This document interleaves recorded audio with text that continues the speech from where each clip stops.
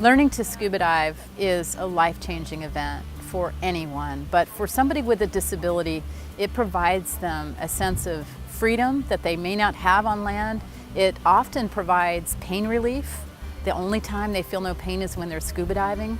And it really gives them a chance to explore our world in the state of Florida underwater in a way that they would never otherwise get to see.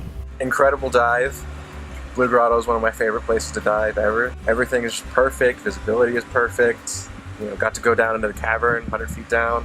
Got to see some petrified wood, catfish, grunts, lots of good stuff. Diving in Florida is fantastic for people with disabilities because there's so many accessible places, and honestly, even places that aren't obviously accessible, the people are very accommodating, and we can provide equipment, adaptive gear for people with different disabilities, opportunities to go diving and to socialize and interact with other people, and then training, not just for people with disabilities, but for people who want to be more accessible to people with disabilities.